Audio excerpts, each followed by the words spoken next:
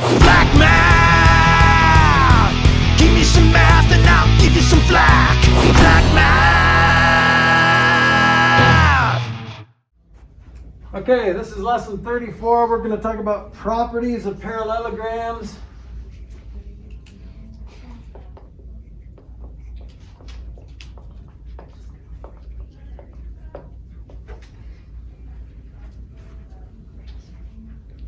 So what's the definition of a parallelogram? Oh. Close. It's a polygon. What else?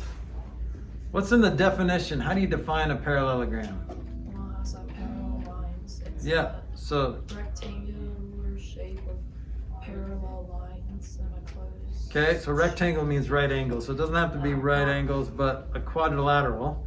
So a four-sided polygon. And it's just two sets of parallel lines. That's the definition of a parallelogram. So it has two sets or two pairs of parallel sides, okay?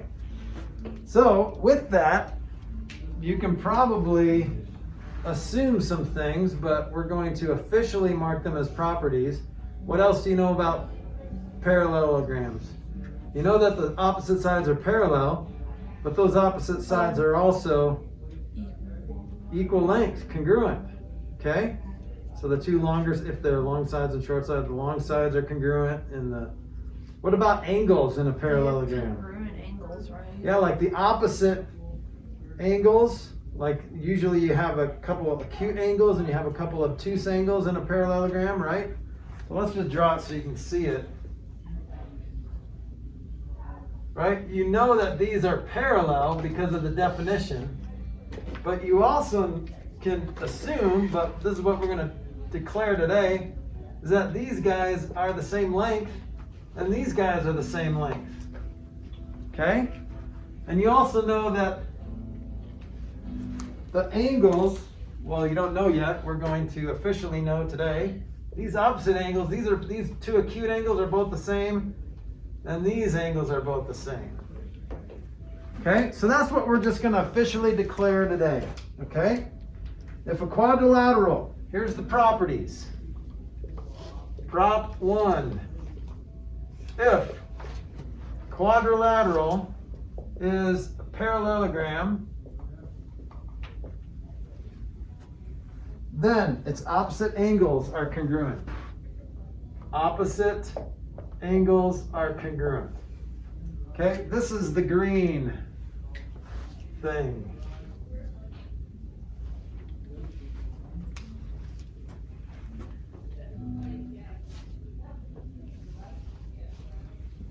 Okay, here's one that we didn't talk about. This is property 2. If quad is parallelogram, then consecutive angles are supplementary.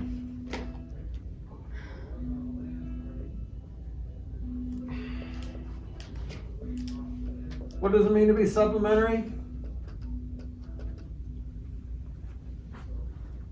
What does it mean to be supplementary angles?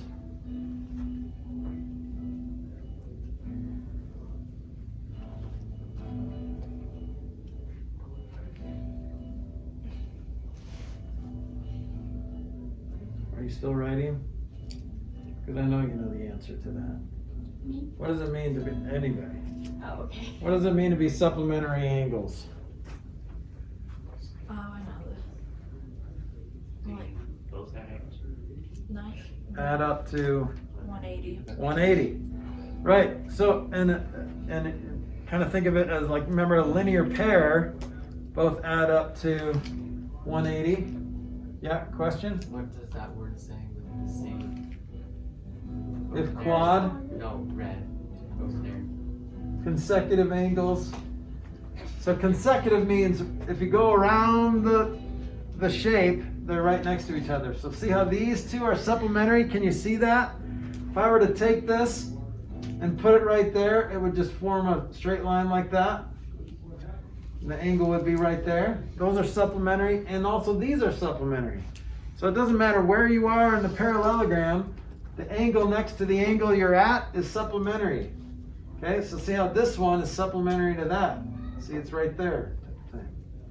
Okay, that's property 2. Property 3 is opposite sides are congruent.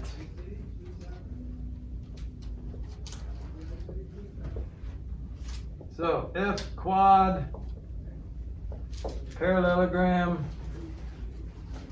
then opposite sides are congruent.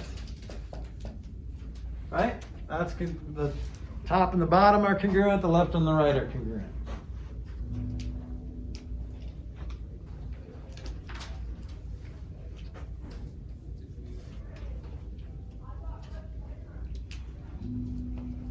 Okay, and here is the last one. This is property 4.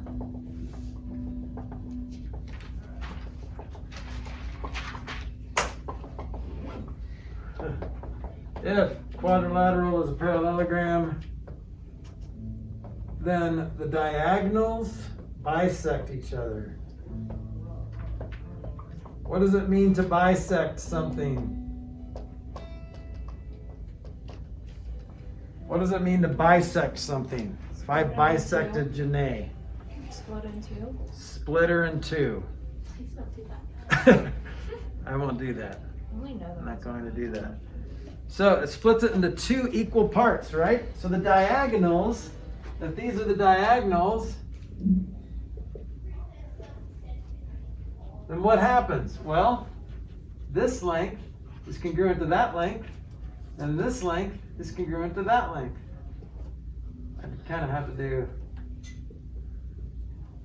right? So they bisect each other, and that point of intersection is the midpoint of both diagonals, okay?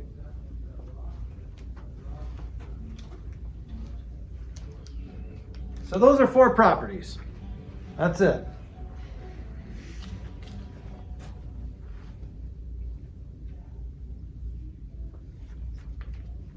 Okay, now look up on the screen. We are going to walk through a couple proofs here just so you can feel good about these properties.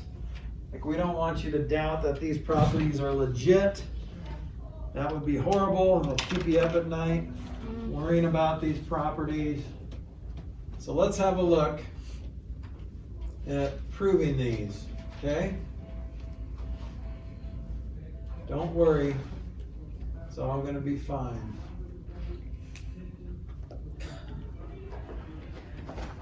Okay, so those are the properties. Look at this. I'm going to prove that the opposite angles are congruent, okay? So here's how they prove it. First of all, they state the hypotheses. The hypotheses if it's a quadrilateral. So that needs to be the given, right? So WXYZ is a parallelogram, or that state that it's a parallelogram. Given. All right. And then we say that those opposite sides are parallel. Why can you say that? Because remember, that's what we talked about at the beginning of the class. Because that's in the definition of a parallelogram. Is that it's a quadrilateral with 2 sets of parallel sides. Opposite sides are parallel. Okay? So do you see why the reason for that is definition of parallelogram? So the next thing we're going to say, now what can we use with, since we know that lines are parallel, what kind of stuff can we use to prove that angles are congruent? Oh, you can use like to prove that angles are congruent? Yeah, or supplementary or whatever. To talk about angles, when we have parallel lines, then we can start, if we know lines are parallel, then we can talk about some angles. Well, what's an example of something that we used? Is that like the one with these props? Not this one. So this is what we're trying to prove. We're trying to prove the first property. Okay, remember alternate interior angles, same side, consecutive angles, things like that. So basically what we're doing is we're going to say this next. W plus X equal 180. Why? Because the same side interior angles. If these lines are parallel, then this was a postulate that said the same side interior angles are supplementary. And guess what? We just proved, inside of this proof, we proved property number 3. Property number 2. We just proved property number 2 inside this proof. Okay? If it's a parallelogram, then according to this postulate, the same side interior angles are supplementary. We just proved property number 2 as well. All right, so moving on. If these are both supplementary, then what can we say? We can say W plus Z equals 180 and X plus Y equals 180 because of the same thing. If these lines are parallel, then that means these angles are supplementary. So now what can we do? From here to here, what can we say? Based on these two statements, what can you do? Why are you smiling like that? I want to know if you can get it. Oh, I forgot what you said. Can you tell them to smile like Can't that? you like substitute any of them? Yeah, look, if you substitute, look, there's a lot of similarities happening here. So if W plus X is 180 and W plus Z is 180, what can you say about X and Z? I think we can say that they're congruent, but first we have to get here. Basically, since both of these two things equal the same thing, X plus Y equals 180 and W plus X equals 180, then they both equal each other. Substitution or transitive property. Okay, and then I'm just getting rid of the X's. So I'm getting rid of subtracting X from both sides, and then I'm left with Y equals W, which is one of the things we wanted to prove. And then you could do the same argument with the other sets, and now you have opposite angles are congruent. Okay, look at example 2. These are proving consecutive angles of a parallelogram or supplementary. We already did that inside of that proof, but this goes over it again. All right. And then here's another one, proving the opposite sides of a parallelogram are congruent. Okay, well, I think we need to use a similar triangle thing. Okay, so don't look at the solution. Just look at this diagram here. Okay? Here's what we know. We can't use property 3, which says the opposite sides are congruent. That's what we're trying to prove. But if we drew a line there, and then we can say that those two triangles, we're going to try to prove that those two triangles are congruent. If we can do that, then we can say that their parts are congruent. Then we can say that this side is congruent to that side and this side is congruent to that side because of CP, CTC, right? Corresponding parts of congruent triangles are also congruent. Okay, well, here's what we know. These lines are parallel. We also know that opposite angles are congruent, right? So we have like this angle is congruent to that angle, right? We can use that property, but we can also use alternate interior angles. This is a transversal. So guess what? This angle is congruent to this angle, right? And also this is a transversal on this side. This angle is congruent to this angle. And so we have A, S, A. And this side is congruent to itself because of reflexive property. So now we have ASA, which means the triangles are congruent, which means all their sides are congruent. So that was a more complicated proof, but we just walked through it together. So now you can sleep at night knowing that these properties are legit. Don't you worry your little heads. Okay, so let's see, knowing these properties, we can fill in these blanks. Okay, let's figure out what X and Y are. Okay, see if you can do that. Take a minute, try to figure out what X and Y. Try some different combinations. You're going to have to make some kind of equation or two out of these statements, but see if you can figure out what X and Y are.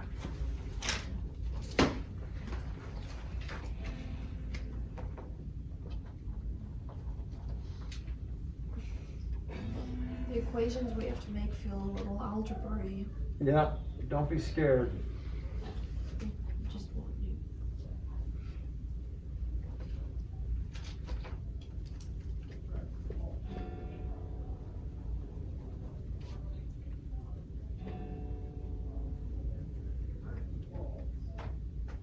mean, not just the same equation. Find x and same equation. I don't know what you mean by same equation, but Okay.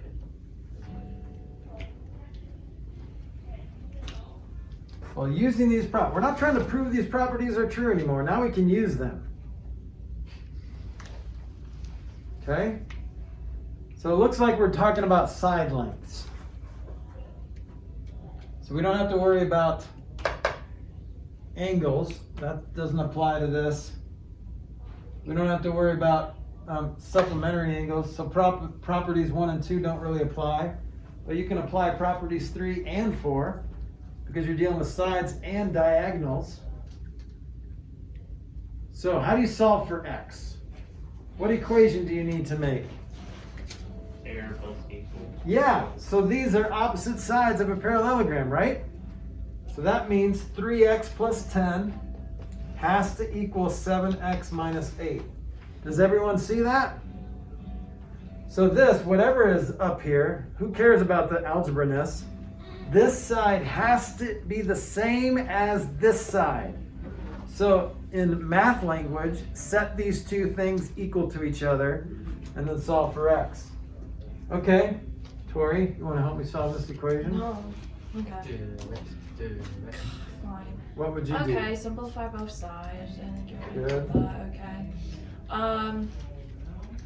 You remove like terms, so you can probably do the plus 10 minus 8. Plus 10 to both sides. So if I add 10, I'd get 20 on this side. Minus 10, I mean. Okay. So then 3x equals 7x minus 18. Okay, and then you get rid of the x, so you like take 3x away from each. Okay, if I do that, then I'd be left with nothing on this side, which is okay. We just have to put it back over. So then, why can't I remember how to do this? And that's okay. The way you're doing it is not the fastest way, but it's working. Yeah. What's the next step? Then you would get rid of the 4.